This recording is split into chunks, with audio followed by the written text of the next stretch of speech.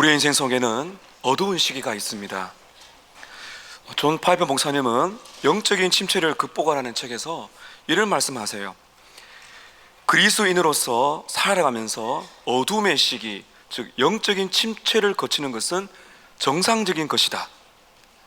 여러분이 신앙생활 하시면서 낙심되고 절망되고 모든 것을 하기 싫고 때로는 아유 내가 이 세상을 떠났으면 좋겠네 라는 바닥을 치는 그런 마음이 들 때도 있다는 것입니다. 우리는 지금 하나님의 사람 최고의 선지자인 엘리야가 겪고 있는 어둠의 시기를 보고 있습니다. 하나님께서 엘리야의 이런 약한 부분을, 이런 연약한 부분들을 성경에 기록해 놓은 것이 얼마나 감사한지 모릅니다. 그래서 우리는 이런 말씀을 쭉 보면서 하나님께서 이렇게 약한 인생을 자기 백성 삼으시고 신앙생활을 하게 하시고 정말 손을 놓고 싶은 우리의 인생 속에서도 손 놓지 아니하시고 끝까지 이끌어가시는 그 하나님의 은혜를 보고 또 감사하게 되는 것입니다. 뿐만 아니라 저와 여러분에게는 반드시 영적인 침체가 찾아옵니다. 영적인 굴곡이 있기 마련이에요. 그 대비를 잘 하셔야 돼요. 우리가 이렇게 말씀을 보는 이유는 내가 지금 그만한 절망이 없는데요 라고 말할 수 있습니다. 그러나 우리의 인생 속에 반드시 경중에는 차이가 있지만은 절망과 낙심과 눈물을 쏟아내고 모든 것을 내려놓고 싶은 영적인 침체가 반드시 오기 때문에 이런 성경의 진리를 잘 준비해서 어둠의 시기를 이겨 나가야 되겠습니다. 지난주 저는 이런 질문으로 시작했죠. 죽고 싶을 만큼 절망한 적이 있는가? 우리가 지금 보고 있는 엘리야는 죽고 싶을 만큼 절망에 빠졌습니다. 영적인 침체에는 여러 가지 증상이 있다 그랬어요. 나타나는 현상이 있는데 제가 지난주 말씀을 잠시 좀 정리하고 오늘 말씀을 이어가겠습니다. 두려움에 빠집니다. 생명에 대한 두려움이 있습니다. 그리고 혼자 있고 싶어 합니다. 그리고 낙심합니다. 때로는 죽고 싶다라는 마음이 들어요. 이런 현상이 듭니다. 그렇다면은 영적 침체의 원인이 무엇이었나요? 몇 가지 제가 말씀드렸죠. 육체적으로 탈진되면, 육적인 에너지가 고갈되면 침체가 올 수 있다. 두 번째, 고립입니다. 자꾸 혼자 있다 보면 점점 고립된다. 그리고 세 번째는 패배감입니다. 내가 이렇게 열심히 살아왔는데, 이렇게 열심히 내가 신앙생활을 했는데 결과가 시원치 않고 아무런 변화가 없을 때 무력감, 패배감, 내가 이렇게 달려온 들 무슨 소용이 있는가 하는 그런 생각을 가지게 되죠. 또 네 번째는 시선의 이탈입니다. 하나님께 시선을 딱 고정해야 되는데, 우리 주 예수께 고정을 해야 되는데 베드로처럼 우리의 인생에 파도가 막 몰아칠 때 그것을 쳐다보고 나면 하나님에게서 우리의 문제로 환경에 시선이 가게 되면서 마음이 낙심이 되는 것이죠. 또 하나 제가 말씀드렸습니다. 교만입니다. 엘리야가 그 교만에 있었어요. 내가 이 일을 해야 되는데 딱 실패하게 될 때 낙심이 오는 것이죠. 마지막 하나가 영적인 반작용이라 그랬습니다. 은혜를 많이 받고 나고 그 다음에 공허함이 찾아올 때가 많다는 것이죠. 그래서 우리는 항상 은혜가 필요한 것이지 어제의 은혜가 오늘의 은혜를 대신할 수 없기 때문에 항상 우리는 은혜에 굶주린 마음으로 대비를 하고 살아가야 됩니다. 5절 보십시오. 5절 보게 되면 엘리야가 지금 어떤 상황에 있나요? 로뎀 나무 아래에 누워 잡니다. 약 3m쯤 되는 나무인데 그늘이 잘 집니다. 여기에 다 이제 인생의 절박함 그런 것도 다 없고 포기하고 싶은 낙심에 빠져서 로뎀 나무 아래에 털썩 주저앉아 있을 뿐만 아니라 그냥 잠들어 버립니다. 여러분, 이것이 우리의 인생의 모습이라 그랬습니다. 저와 여러분이 오늘 이런 모습입니다. 그냥 다 내려놓고 싶은 이런 절망감과 나약함이 우리에게 있을 때가 있죠. 철저히 혼자 되었습니다. 어떻게 회복이 될까요? 오늘 로뎀 나무 아래에서 누워 자는 이 엘리야는 그 위대한 용사가 아니라 너무너무 약한 인생을 보여주고 있습니다. 이것이 바로 우리입니다. 우리가 은혜를 많이 받고 막 힘을 얻으면은 모든 것을 다 할 수 있을 것 같은데 실패하고 낙심하게 되면 언제 그러냐는 등 너무너무 약한 모습을 보이는 것이 바로 우리죠. 이러한 연약한 인생의 엘리야가 어떻게 회복되는가, 저는 오늘 두 가지를 여러분께 보고자 하는데요. 먼저 영적인 침체의 원인을 하나 살펴보고 그 다음에 하나님께서 엘리야를 어떻게 회복시키시는지 5가지로 여러분께 말씀을 드립니다. 그게 첫 번째입니다. 영적인 침체의 원인이 있다. 제가 지금 말씀드리는 영적 침체의 원인은 어떻게 보면은 가장 근본적이고 종합적이라 볼 수 있습니다. 자기 연민에 빠진 것입니다. 여러분, 자기 연민이라는 단어 들어보셨습니까? 사전적으로 보면 이렇습니다. 자기 스스로를 바라보면서 자기 생각에 빠지는 거예요. 이 자기 중심적인 사고에 빠집니다. 다시 말하면 자기에게 지금 다 몰입이 된 것입니다. 나는 심할 경우에는 세상에서 내가 가장 슬픈 사람이고 내가 가장 실패한 사람이다 라고 느끼고 낙심하고 우울해지는 것이 바로 자기 연민이에요. 4절 한번 보실까요? 4절 보시게 되면 자기 연민의 모습을 볼 수가 있어요. 자기 자신은 광야로 들어가, 이런 표현을 잘 보셔야 됩니다. 혼자 남았어요. 이제 자기 자신은 광야로, 아무도 없는 황량한 그냥 광야로, 사막으로 들어간다는 거죠. 하룻길쯤 또 갑니다. 로뎀나무 아래 앉아서 죽기를 원합니다. 해서는 안 되는 기도, 하나님 마음을 가장 아프게 하는 기도를 지금 하고 있어요. 어떤 기도입니까? 여호와여, 넉넉합니다. 지금 내 생명을 거두시옵소서. 나는 내 조상들보다 낫지 않습니다. 나는 내 조상들보다 낫지 않습니다. 넉넉합니다. 나의 생명을 거두어 가십시오. 이 말이죠. 하나님, 제가 지금까지 열심히 살아왔습니다. 더 이상 할 수 있는 게 없어요. 넉넉합니다. 충분합니다. 제가 이만큼 했으니까 더 이상 저는 살 소망도 없고 그만했으면 좋겠습니다. 놀라운 변화가 올 줄 알고 열심히 뛰어왔는데, 그만큼 주님을 믿고 따라왔는데 아무런 변화가 없네요. 이제 그만하고 싶습니다. 저희의 생명을 거두어 가시겠습니까? 하나님께서 이 기도에 응답하시면 안 됩니다. 큰일 납니다. 이제 오늘 우리가 보는 이 하나님이 주시는 은혜가 있어요. 이걸 누려야 되죠. 엘리야는 지금 자기 자신에게 막 몰두해 있는 것입니다. 여러분, 뒤로 좀 가셔서 10절 한번 보십시오. 10절을 보게 되면 이 자기 연민이 더 잘 보입니다. 10절에 내가 만군의 여호와께 열심히 유별했습니다. 이 말은 내가 누구보다도 누구보다 제가 진짜 열심히였거든요, 이 말입니다. 이스라엘 자손이 주의 언약을 버리고 주의 제단을 걸고 칼로 주의 선지자들을 죽였습니다. 다 떠났지만은 저는 달랐습니다. 하나님, 저는 정말 열정적으로 주님을 위해 살아왔습니다. 그 다음에 잘 보세요. 오직 나만 남았습니다. 이게 자기 연민입니다. 저만 남았거든요. 하나님, 아무도 이제 저를 돌아보지 않습니다. 그들이 제 생명을 빼앗으려고 합니다. 아무도 저를 돌아보지 않고요, 아무도 저를 주목하지 않고 저만 남았습니다. 저는 정말 열심히 했는데 저는 실패자이며 저는 아무것도 없습니다. 자기에게 몰입되고 연민에 빠지는 것입니다. 자기 연민에 빠지게 되는 사람의 특징 하나 보면 문제를 과장합니다. 여러분, 다시 한번 말씀 보십시오. 10절 끝을 보세요. 오직 나만 남았거늘 그들이 내 생명을 찾아 빼앗으려 합니다. 오직 자기만 남은 것이 아니에요. 제가 나중에 말씀드립니다. 엘리야 혼자 남은 게 아닌데 자기 연민에 빠지게 되면 자기밖에 안 보이거든요. 그 다음 잘 보세요. 그들이 내 생명을 빼앗으려 합니다. 그들이 누굽니까? 이스라엘 백성들입니다.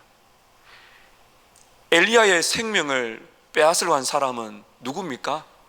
우리가 지난주 보았죠. 2장 2절에 한 여인이죠. 누굽니까? 이세벨이라는 여인이에요. 이스라엘 백성들 다가 아니에요. 이세벨이라는 여왕이 너 죽어야 된다, 죽이려고 했던 그 사람은 한 사람밖에 없어요. 성경으로 보면 과장하는 거예요. 다 저의 적입니다. 자기 연민에 빠지면 이렇게 됩니다. 문제가 커 보이거든요. 과장합니다. 확대합니다. 엄청나게 커 보이면서 자기에게 몰입되고 홀로 남았고 나는 실패자입니다, 이렇게 되는 것입니다. 이 자기 연민에 빠진 사람을 이 로이드 존스 목사님이 어떻게 설명하는지 제가 한번 인용해 봤는데요.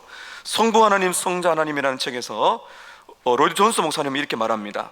언짢은 마음, 우울한 마음, 무력감, 절망감, 이 모든 것 대부분은 사탄 즉 마귀의 책임입니다. 그러므로 신자가 자기 생각에 파묻혀서 스스로 자신의 약점, 실패, 무능함 등 자신의 내면에 있는 것들에 집중할 때 언제든지 이것이 마귀로 인한 것임을 알아야 합니다.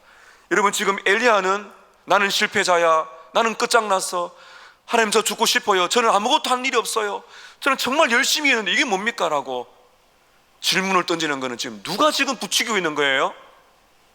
영적으로 지금 누가 배후에서 유혹하고 있는 것입니까? 마귀입니다.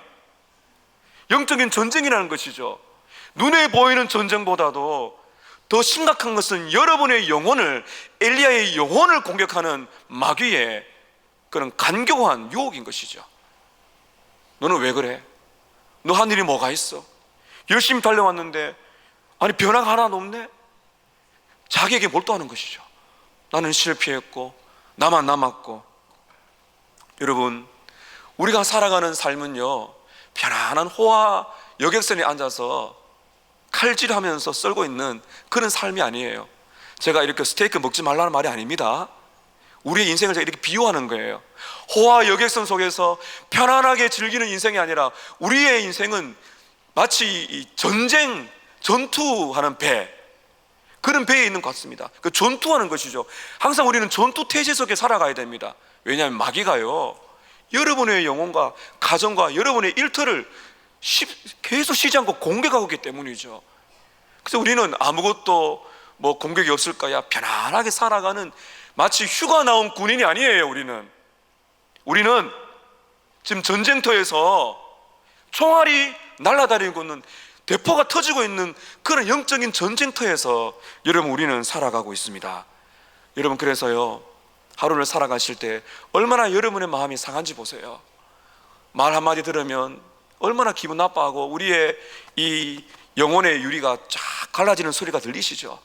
금이 막 갑니다. 마귀가 부추깁니다.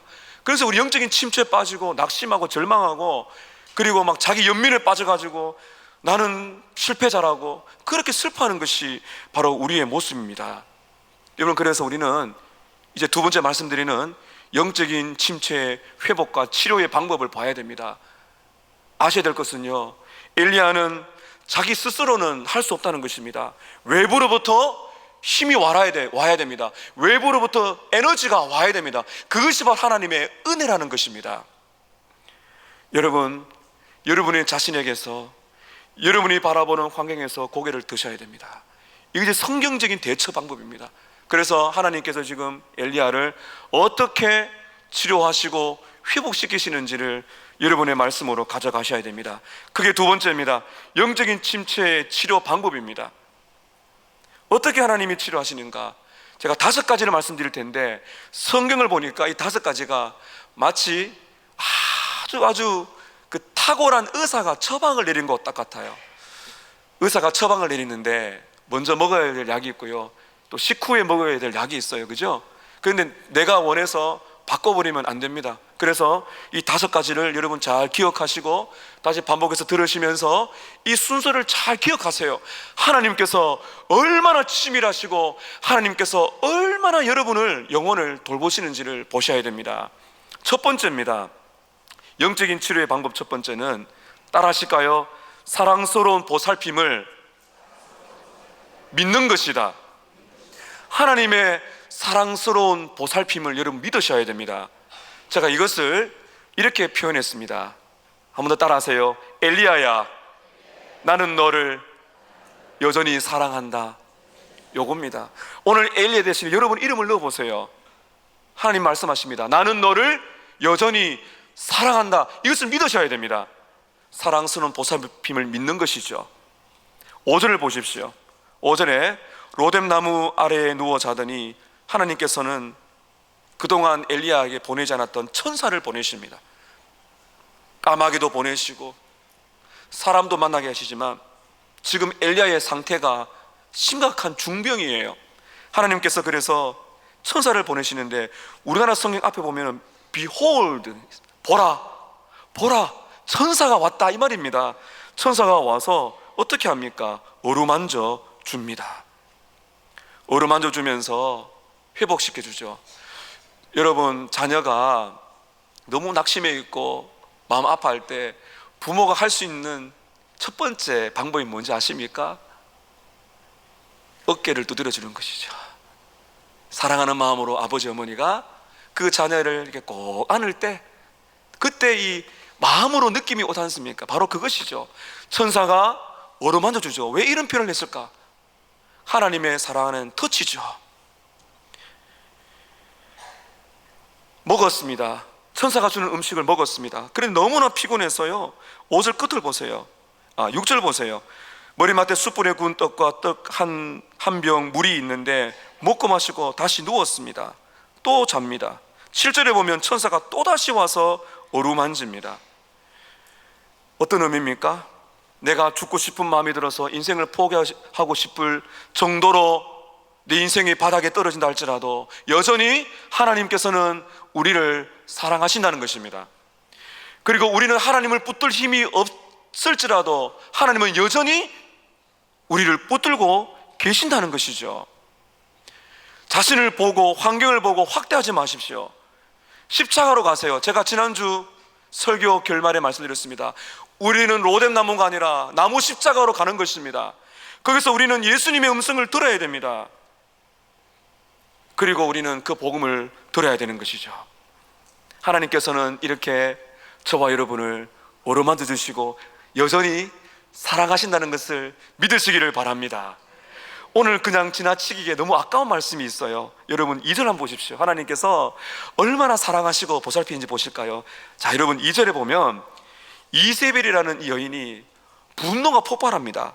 그리고 사신을 보내죠.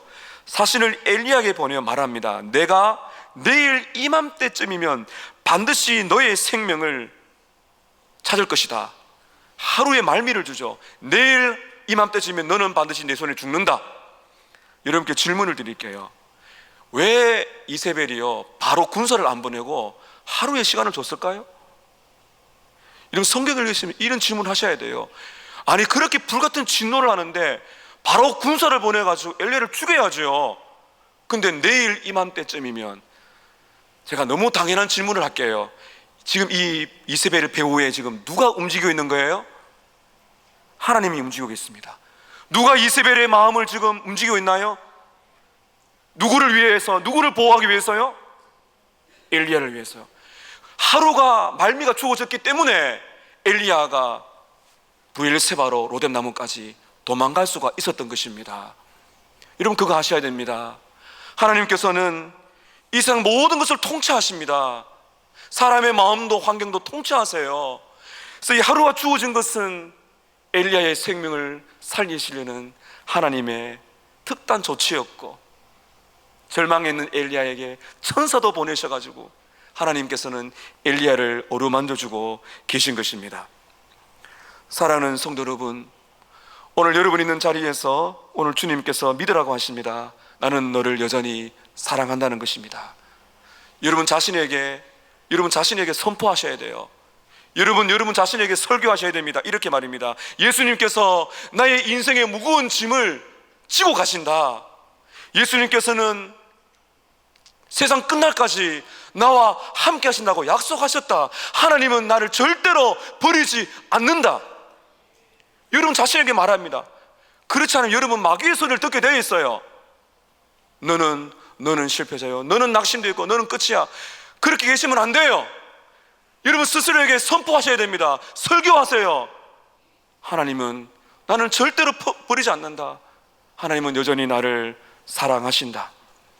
하나님 아버지는 여러분의 약함을 너무 잘 알고 계십니다. 시편 103편 13절 14절에 시인은 하나님 아버지의 사랑을 이렇게 말합니다. 함께 읽겠습니다. 시작. 아버지가 자식을 긍휼히 여김같이 여호와께서는 자기를 경외하는 자를 긍휼히 여기시나니 이는 그가 우리의 체질을 아시며 우리가 단지 먼지뿐임을 기억하심이로다. 하나님은 우리의 체질을 아신답니다. 우리가 먼지밖에 안 되는 인생임을 잘 아시기 때문에 하나님께서는 이렇게 천사도 보내고 환경을 조절하고 사람의 마음을 변화시키셔서 여전히 사랑하시고 여전히 붙들고 있다는 것을 우리에게 말씀하시는 것이죠. 오늘 사랑하는 여러분, 하나님께서는 여전히 여러분을 사랑하십니다. 믿으시기를 바랍니다. 두 번째입니다. 침체의 치료 방법 두 번째는 몸의 회복입니다. 몸의 회복이 필요합니다. 하나님이 이렇게 말씀하세요. 따라하십시다. 엘리야야, 먹고 마시고 푹 쉬거라. 하나님이 지금 그렇게 말씀하시는 겁니다. 몸의 회복이 필요해요. 엘리야야, 나는 너를 여전히 사랑한다. 두 번째는 엘리야야, 먹고 마시고 푹 쉬거라. 과로하여 탈진했어요. 집 엘리야가 수백 킬로를 도망왔어요. 탈진했습니다. 엄청난 기도를 쏟아내고 여기까지 달려왔어요. 탈진해서 쓰러졌습니다. 이러한 엘리야에게 필요한 것은 또한 음식이 필요합니다. 5절에 다시 보십시오. 천사가 그를 어루만지며 그에게 뭐라 말합니까? 일어나서 가라 그래요? 뭐라 그럽니까? 먹어라. 여러분, 이것이 하나님의 음성인 줄 믿으십시오. 우리는 인간입니다. 탈진하면 먹어야 됩니다. 지금 배가 고파서 쓰러질 지경인데, 물론 여러분 하나님 말씀도 읽어야 되지만 그 사람에 뭐가 필요할까요? 음식을 주셔야 돼요. 먹어야 됩니다. 그래야 하나님 말씀 들을 수 있는 힘이 나죠. 너무 과로하면요 쉬어야 됩니다. 6절 보세요. 엘리야가 보니까요, 하나님이 뭐를 준비하셨어요? 머리맡에 딱 준비했습니다. 숯불입니다. 이 숯불보다는 원문에 보면 뜨거운 돌이에요. 뜨거운 돌 위에 구운 떡이 올라와 있는 거예요. 그리고 한 병 물이 딱 있습니다. 얼마나 여러분 피곤한지 보세요. 이에 먹고 마시고 다시 누웠습니다. 다시 누웠어요. 하나님께서는 푹 쉬게 하셨습니다. 엘리야에게. 그래, 푹 자라. 먹고 마시고 또 자라. 푹 자도록 해 주신 것입니다. 역시 롤 존스 목사님의 유명한 명작인 영적인 침체라는 책이 있는데, 이름 꼭 한번 읽어보십시오. 거기에 보면 이렇게 말씀하세요. 피로, 혹사, 질병으로 인한 우울증, 큰 축복 이후에 나오는 이러한 공허함으로 인한 우울에는 든든한 식사와 잠이 도움이 되고 그것이 회복의 단추가 됩니다. 아무리 훌륭한 신자라도 육체적으로 약할 때는 다른 어느 때보다 영적인 침체의 공격을 받기 쉽습니다. 아무리 영적으로 뛰어난 신자라 할지라도 육체적으로 연약해지게 되면, 질병이 오고 과로하고 탈진하면 어느 때보다 영적인 침체가 온다는 것입니다. 쉬어야 됩니다. 음식을 먹어야 됩니다. 충분히 잠을 자야 됩니다. 그걸 잘 하셔야 돼요. 너무너무 과로하고 탈진했는데 영적인 문제로만 해석하시면 안 됩니다. 약한 존재입니다. 자야 됩니다. 먹어야 됩니다. 쉬어야 됩니다. 하나님께서는 엘리야에게 충분한 쉼을 주셨습니다. 왜 그런가 하면 우리의 육체 현상과 영혼의 건강은 반드시 연결이 되기 때문이에요. 이번엔 그래서 우리는 적절한 의학의 도움을 받고 먹고 쉬는 것이 너무너무 필요하기 때문에 이 몸이 잘 회복되는 것이 우리의 영적인 활동에 굉장한 회복을 준다는 것을 여러분 기억을 하시기를 바랍니다. 집에 가셔가지고 과로하고 탈진한 아이에게 기도하자라고 말씀하시면 안 돼요. 기도도 해야 됩니다. 여러분 밥을 주셔야 됩니다. 먹자, 푹 자자, 같이 기도하고 그렇게 하셔야 되죠. 여러분, 우리는 인간의 몸이라는 사실을 잊어서는 안 되고, 가끔씩 많은 성도님이 저에게 이렇게 건강은 어떠세요? 여쭤보시는데 너무너무 감사하죠. 과로하면 안 되죠. 저도 제 몸을 잘 관리해야 목양을 잘 할 수가 있을 것입니다. 세 번째입니다. 침체 치료 세 번째는 다시 하나님의 말씀을 듣는 것입니다. 다시 하나님의 말씀을 듣는 것입니다. 이렇게 말할 수 있어요. 따라하십시다. 엘리야야, 나의 세밀한 음성을 들으라. 7절에 보니까 천사가 떡과 물을 주면서 이렇게 말합니다. 내가 갈 길을 다 가지 못할까 하니 걱정되니 충분히 먹어라. 이 말은 앞으로 지금 여행이 남아있다는 것이죠. 어디론가 가야 된다는 것입니다. 그리고 8절에 보게 되면 이에 일어나 먹고 마시고요, 음식물의 힘을 의지하여 40주 40야 40일 동안 먹지 않고 달립니다. 기적이죠. 어디로 가나요? 하나님의 사람 호렙에 갑니다. 이 호렙 또는 신의 산, 하나님의 산, 너무 중요한 장소인데 엘리야가 계획적으로 여기 갔는지 하나님이 여기 보내셨는지 성경에는 나와 있지 않기 때문에 명확하지가 않습니다. 그런데 천사가 네가 갈 길이 있다라고 말한 것을 보면 아무래도 하나님께서 엘리야를 호렙산으로 인도하신 것 같아요. 이 호렙산에서 엘리야는 다시 한번 하나님의 말씀을 듣습니다. 여러분 9절 보세요. 자, 9절 함께 읽겠습니다. 시작. 엘리야가 그곳 굴에 들어가 거기서 머물더니 여호와의 말씀이 그에게 임하여 이르시되 됐습니다. 무엇이 임하나요? 예, 문자 그대로예요. 하나님의 말씀이 나에게 찾아왔다는 것입니다. 여러분, 그래서 우리는 말씀의 자리로 와야 됩니다. 하나님께서 찾아오신 것을 하나님이 오셨다고 말하지 않고 하나님의 말씀이 엘리야에게 임했다, 이렇게 지금 말씀하고 계신 것입니다. 여러분이 하나님을 만난다는 것은 하나님의 말씀을 듣는 것이죠. 호렙산은 어떤 곳인가요? 호렙산 또는 신의 산, 여호와의 산, 똑같은 이름이에요. 누가 생각나십니까? 출애굽기 3장의 모세입니다. 하나님께서 모세를 처음 만나주셨던 장소가 호렙산, 신의 산, 여호와의 산이고요. 그리고 40일 동안 먹지 않고 기도하면서 10계명을 받았던 곳이 바로 여기에 호렙산입니다. 이곳에서 하나님께서는 다시 한번 엘리야를 만나고 계신 것이죠. 호렙산으로 이끌어 가신 거죠. 너무나 여러분 놀랍지 않습니까? 말씀의 자리로 다시 엘리야를 이끌어 가시는, 그래서 학자들은 말합니다. 엘리야는 제2의 모세다, 두 번째 모세라고 말을 합니다. 하나님께서는 엘리야에게 뭐라고 말씀하세요? 다시 한번 여러분 9절 보십시오. 그 굴에 들어가, 동굴에 들어갑니다. 나와야 되는데 굴에 지금 들어가 있어요. 하나님 뭐라 말씀하십니까? 엘리야야, 내가 어찌 여기에 있느냐? 너는 지금 왜 그러고 있니? 이 말입니다. 하나님께서는 엘리야를 꾸짖지 않습니다. 엘리야를 호되게 야단치지 않으세요. 이것이 하나님께서 엘리야의 마음을 만드시는 것입니다. 질문하시죠. 엘리야야, 넌 여기서 지금 뭐 하고 있니? 하나님의 치료 방법은 어떻습니까? 질문을 던지는 겁니다. 예수님을 3번 배반한 베드로에게 예수님은 어떻게 하셨습니까? 질문하시죠. 베드로야, 네가 나를 사랑하느냐? 예수님은 질문의 대가이십니다. 이 질문은 바로 엘리야의 마음을 회복시키시는 방법이죠. 이렇게 말씀하십니다. 그때 이제 10절 우리가 읽었습니다. 그죠? 엘리야의 마음에 있는 아픔의 절망을 토해냅니다. 이 10절 우리가 읽었습니다. 자기 연민에 빠지는 것이죠. 내가 만군의 여호와 하나님께 열심히 유배를 했는데, 내가 누구보다 열심히 일을 했는데 아무런 변화가 없고요. 홀로 남았어요. 하나님, 제 생명을 거두어 가세요. 죽고 싶습니다. 이렇게 지금 말을 하고 있는 것이에요. 하나님 앞에서 죽고 싶습니다, 나는 절망스럽고 나는 아무것도 아니고 난 혼자 남았습니다, 말을 했을 때 하나님께서 얼마나 여러분 인내가 많으시고 기다리시는지 11절 보십시오. 하나님은 그 대화를 주도해 나가세요. 11절에 여러분 잘 보십시오. 여호와께서 또 말씀하십니다. 그 다음에 뭐라 하세요? 너는 어떻게 하라고요? 나가라. 굴 밖으로 나가라는 것이죠. 말씀을 듣기 위해서 나오라는 것입니다. 들을 수 있는 곳으로. 너는 굴 밖으로 나와라. 거기에 움츠려있지 말고 나와라. 그리고는 잘 보십시오. 여호와 앞에서 산에 서라.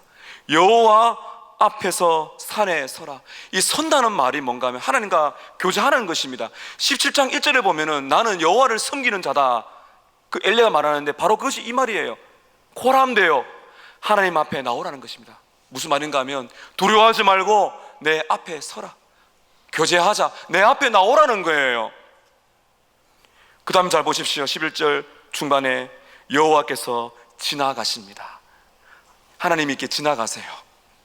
얼마나 여러분 흥분되고 감격스러운 순간인가요? 근데 말한 말씀을 보실까요? 하나님 어디에 계신지 보십시오. 자, 11절 중반에 보십시오. 여호와께서 지나가시는데 여호와 앞에 먼저 무엇이 막 나타납니까? 크고 강한 바람이 산을 가릅니다. 지금 굴 밖에 나왔는데 엘리야의 지금 눈에는요, 강력한 바람이 불면서 막 산을 가르고요, 바위가 부서집니다. 근데 말씀 보세요. 바람 가운데 하나님께서 계시지 않습니다. 바람 후에 무엇이 있습니까? 지진이 있습니다. 지진 가운데서도 하나님이 계시나요? 계시지 않습니다. 강력한 바람이 불어서 산을 가르고 바위가 터져도 하나님이 계시지 않습니다. 지진이 나도 하나님이 계시지 않아요. 그 다음에 보십시오. 12절에 지진 후에 무엇이 있습니까? 불이 있습니다. 갈매사처럼 불이 막 떨어집니다. 그런데 불 가운데서도 하나님께서 계시지 않습니다. 하나님 지금 어디에 계세요? 11절 하반절 우리 함께 읽을까요? 시작. 불 후에 세미한 소리가 있는지라. 불 후에 뭐가 있다고요? 네, 이 말은 그대로 말하면 조용한 하나님의 속삭임, 조용히 말씀하시는 음성이 있더라. 엘리야는 이전에 기적들을 많이 경험했습니다. 죽은 자가 살아납니다. 까마귀가 날아옵니다. 기름통과 가루통이 마르지 않고 막 채워지는 기적을 경험했습니다. 갈멜산 위에서 기도했더니 불이 막 떨어졌어요. 기도했더니 하늘이 열려서 비가 쏟아집니다. 엄청난 기적을 경험했어요. 그때 하나님을 만났습니다. 지금은요, 하나님 어디에 계십니까? 그런 기적이 일어날 때만 하나님이 계신가요? 그렇지 않다는 것입니다. 조용한 가운데, 말씀을 듣는 조용한 시간에, 그 시간에도 하나님은 찾아오셔서 엘리야에게 말씀하신다는 것입니다. 13절 보세요. 엘리야가 듣고 겉옷으로 얼굴을 가리고 나가 굴어귀에 섰습니다. 하나님의 음성을 들었어요. 제가 상상해 보는데 이런 거 아닐까요? 엘리야야, 조용한 음성으로, 엘리야야, 엘리야야, 내가 너를 사랑한다. 밖으로 나와라. 굴 밖으로 나와서 나를 만나라. 세미한 음성, 조용한 음성, 강력한 지진은 아니지만은, 강력한 광경은 아니지만은 여전히 사랑하시는 아버지의 음성이 조용하게 엘리야의 귓전에 들려오고 있는 것입니다. 하나님 말씀하십니다. 엘리야야, 어찌하여 여기서 있느냐? 지금 여기서 뭐 하고 있니? 또다시 물으셨어요. 그럼 엘리야가 어떻게 대답을 해야 될까요? 하나님, 무서워요.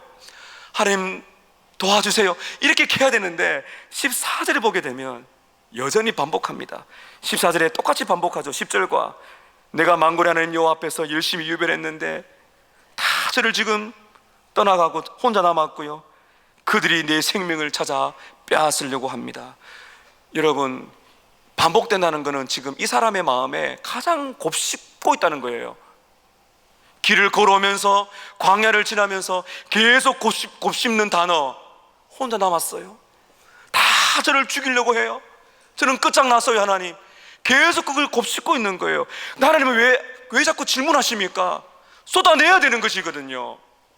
쏟아내라는 것이에요. 엘리야야, 엘리야야, 너 지금 뭐 하고 있니? 마음에 있는 절망과 아픔을 쏟아내는 것입니다. 영적인 침체는 단번에 치료가 되지 않습니다. 오늘 말씀 보십시오. 하나님이 사랑한다는 걸 믿게 하시죠. 어루만져 주시죠. 먹게 하시죠. 또 이렇게 말씀하시죠. 이런 단계가 많이 필요한 겁니다. 지금 이 우울증이라는 영적인 침체에서 벗어나기에는 시간이 좀 필요한 것 같아요. 여러분, 오늘 기억하십시오. 여러분께서는 가두어진 여러분의 영혼의 굴 속에서 나오셔야 됩니다. 하나님이 말씀하세요. 나왔더니 하나님께서는 이렇게 찾아오십니다. 조용히 말씀하십니다. 여러분, 죽은 자가 살아나고 하늘에서 불이 떨어지고 엄청난 기도가 응답이 되고 내가 원했던 것이 다 이루어질 때만 하나님이 계신 건가요? 하나님께서는 예배 시간에 여러분이 골방에서 말씀을 펼 때도 찾아오십니다. 많은 성도님들이 예배 시간을 사소히 여깁니다. 엄청난 흥분과 큰 소리와 이렇게 막 그런 일들 속에서 무엇인가가 일어날 때 느껴지는 것처럼 하나님이 찾아오시나요? 말씀을 듣는 이 시간에 저를 통해서 말씀하시는 하나님, 세밀한 음성이 듣는 그것이 매 예배 때 여러분이 기도하는 새벽 골방에서 말씀을 펴서 사랑하신다는 조용한 음성을 듣는 것이 여러분 얼마나 소중한지 아십니까? 요 앞에 서라는 것은, 굴 밖에 나와 하나님 앞에 서라는 것은 친밀하게 만나자는 것입니다. 여러분, 이 시간에 세밀한 하나님의 음성이, 회복시키시는 사랑의 음성이 여러분의 영혼에게 들려오기를 축복합니다. 마태복음 11장 28절 29절의 말씀, 이 음성이 오늘 세밀하게 여러분의 영혼에게 말씀하십니다. 함께 읽습니다. 시작. 수고하고 무거운 짐진 자들아, 다 내게로 오라. 내가 너희를 쉬게 하리라. 나는 마음이 온유하고 겸손하니 나의 멍에를 메고 내게 배우라. 그리하면 너희 마음이 쉼을 얻으리라. 예수님은 마음이 온유하고 겸손합니다. 예수님은 여러분을 그렇게 호되게 꾸짖고 몰아붙이지 않으세요. 멱살 잡고 왜 나의 은혜를 잊었느냐 말씀하지 않으세요.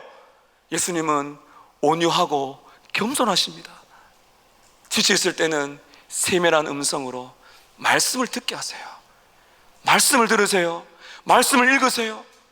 그 세밀한 음성을 듣는 것이 살아나는 비결입니다.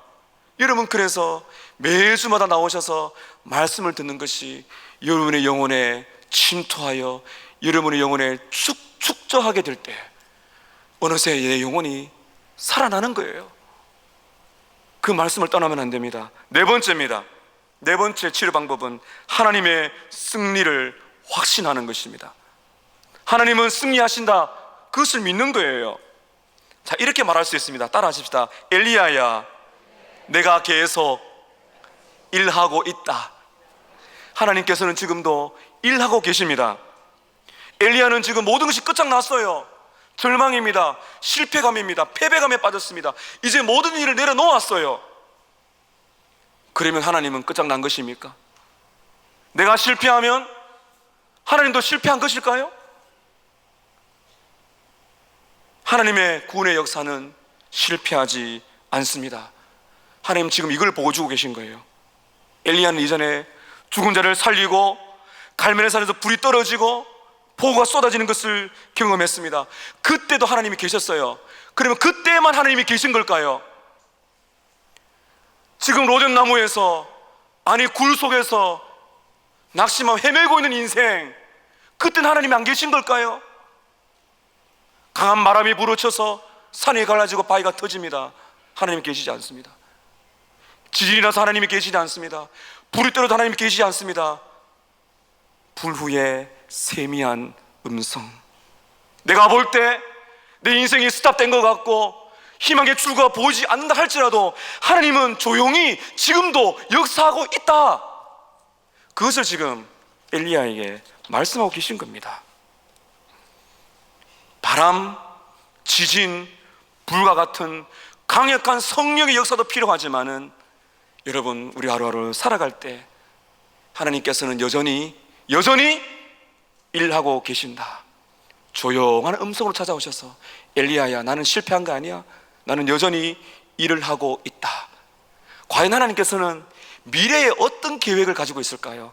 여러분, 깜짝 놀랄 말씀을 하십니다. 15절부터 17절까지 보게 되면 하나님은 실패하지 않으세요. 엘리야를 다시 힘을 주시고 엘리야에게 다시 한번 새로운 사명을 주시면서 하나님은 계획하신 바를 이루겠다고 말씀하세요. 15절 보십시오. 여호와께서 그에게 이르시되, 하나님이 대화를 주도해 나가십니다. 너는 너의 길을 돌이켜 광야를 통하여 다메섹에 가서 이르거든 하사엘에게 기름을 부어 아람의 왕이 되게 하라. 아람이라는 나라에 왕을 세우라고 말합니다. 그 다음에 여러분 16절 보십시오. 너는 또 님시의 아들 예후에게 기름을 부어 이스라엘 왕이 되게 하라. 지금 이스라엘 왕은 누구예요? 아합입니다. 그 부인은 누굽니까? 이세벨입니다. 지금 엘리야의 눈은 어디에만 고정되어 있어요? 아합, 이세벨. 하나님의 눈은요, 하나님의 계획은요, 아합 다음에 왕 예후가 있다. 하나님의 계획은요, 내가 실패한다고 해서 하나님의 계획이 끝장나지 않습니다. 하나님께서는 놀라운 계획을 지금 가지고 계신 겁니다. 또 하나 볼까요? 16절 끝을 보세요. 아벨 모홀라 사밧의 아들 누구에게요? 엘리사에게 기름을 부어 너를 대신하여 선자가 되게 하라. 엘리야야, 너는 혼자가 아니고 너 다음에 일할 수 있는 너희 후계자가 있다. 하나님께서는 이렇게 엘리야가 아닌 다른 사람들을 준비해서 하나님의 계획을 계속 이끌어 가시는 것입니다. 왜 이렇게 하십니까? 17절 보세요. 하사엘의 칼을 피하는 자는 예후가 죽일 것이고 예후의 칼을 피하는 자는 엘리사가 죽일 것이다. 무슨 말입니까? 하나님을 끝까지 대적하고 바알을 섬기는 자는, 다시 말하면 이 사탄 마귀는 끝까지 내가 파괴할 것이고 내가 승리할 것이다. 나의 손에서 벗어날 자가 없고, 여러분 그래서 열왕기에 보면요, 아합과 이세벨이 죽습니다. 하나님은 실패하지 않습니다. 우리의 눈에 기적과 장관이 일어나지 않는다 할지라도 낙심하지 마세요. 따라하십시다. 하나님은 여전히 일하고 계십니다. 여러분 자신과 여러분 가정과 우리 교회, 한국 교회가 아무리 암울하다 할지라도, 실패와 낙심이 있다 할지라도 하나님은 뭐라 말씀하세요? 내가 여전히 일하고 있다. 이것을 믿으라는 것입니다. 얼마나 격려가 됩니까? 여러분, 저는 서문학교에 부임한 지 이제 2년 한 10개월 됩니다. 하루도 빠짐없이 저에게 들려오는 음성이 있습니다. 목회 열매가 있냐? 내가 제대로 목회하고 있나? 이 질문을 하루도 벗어난 적이 없어요. 늘 이렇게 스트레스를 받습니다. 하나님, 제가 잘하고 있습니까? 정말 이 목회를 때문에 얼마나 많은 사람들이 예수를 믿게 되었고 힘을 얻게 되고 있습니까? 눈에 보이지 않을 때 낙심이 되죠. 그러나 하나님께서 말씀하십니다. 내가 지금도 조용히 일하고 있으니까 믿고 따라와라. 하나님은 서머나 교회를 이끌어 가신다. 너가 하는 것이 아니라 하나님께서 많은 사람들을 준비해서 함께하는 동역자들, 우리 부교육자들, 우리 장로님들, 중직자들, 여기 계신 여러분 모두가 우리는 하나님의 일에 부름을 받았어요. 여러분, 엘리야가 어떻게 기도했습니까? 하나님, 저는 여기까지입니다. 제 생명을 거둬가세요. 만일 하나님께서요, 여기서 엘리야의 기도를 들으셨다면 그 다음에 복을 못 받는 거예요. 우리 다음에 볼 건데요, 엘리야가 살아서 승천합니다. 그 기적을 어떻게 봐야 되지요? 하나님께서는 실패하지 않고 오늘 또 우리의 길을 인도하신다. 이것을 믿으시기를 바랍니다. 마지막 5번째입니다. 치료 방법 마지막 5번째는 믿음의 사람들과 함께 있는 것입니다. 믿음의 사람들과 함께 교제하는 것이에요. 한번 따라 하십시다. 엘리야야, 너는 혼자가 아니야. 제가 오늘 이렇게 말씀드렸죠. 엘리야야, 나는 여전히 너를 사랑하고 있어. 엘리야야, 먹고 마시고 푹 쉬거라. 그 다음에 뭡니까? 엘리야야, 나의 세미한 음성을 들어라. 그 다음에 엘리야야, 나는 실패하지 않아. 나는 여전히 일하고 있어. 마지막 5번째는 뭡니까? 엘리야야, 너는 혼자가 아니야. 이렇게 우리에게 말씀하고 계신 겁니다. 여러분, 엘리야는 나 혼자 남았다고 말하지만 이거는 잘못 믿은 거예요. 잘못 본 거예요. 누가 있나요? 우리는 지난번에 보았습니다. 오바다가 있어요. 그리고 오바다가 목숨 걸고 살려둔 100명의 선지자들이 있어요. 그리고 갈멜산에 불이 떨어지게 될 때 회개가 돌아온 이스라엘 백성들이 있습니다. 이걸 봐야 됩니다. 여러분, 영적인 전투는 혼자 하는 것이 아닙니다. 절대로 혼자 신앙생활 할 수가 없습니다. 엘리야가 알아야 했던 정말 충격적인 사실 하나가 마지막 18절에 하나님께서 이렇게 말씀하시는 거예요. 여러분, 18절 함께 읽습니다. 시작. 그러나 내가 이스라엘 가운데에 7,000명을 남기리니 다 바알에게 무릎을 꿇지 아니하고 다 바알에게 입맞추지 아니한 자니라. 아멘. 자, 보세요. 그러나 내가, 하나님의 말씀입니다. 너는 실패했고 너는 아무것도 할 수 없는 거 맞다. 그러나 내가 7천 명을. 여러분, 성경에서 7은 어떤 의미라 그랬어요? 완전 의미합니다. 하나님의 택한 백성들, 바알에게 무릎 꿇지 아니하고 입 맞추지 아니한 하나님을 사랑하고 예수님의 십자가를 붙드는 택한 백성들이 있다. 하나님께서 보존하고 있다. 여러분, 이것이 교회입니다. 아무리 암울한 상황에서도 하나님은 이렇게 소중한 지체들을 우리 곁에 두셨습니다. 주위를 좀 둘러보세요. 교회는 혼자 왔다 갔다 하는 것이 아닙니다. 목장에 들어오셔야 됩니다. 목장에서 함께 울고 웃으며 말씀을 나누는 것이 얼마나 소중한지 몰라요. 여러분, 부서에 가셔서 함께 또 섬기시면서 함께 더불어 하시는 분들을 바라보세요. 그것이 우리를 살리는 것이에요.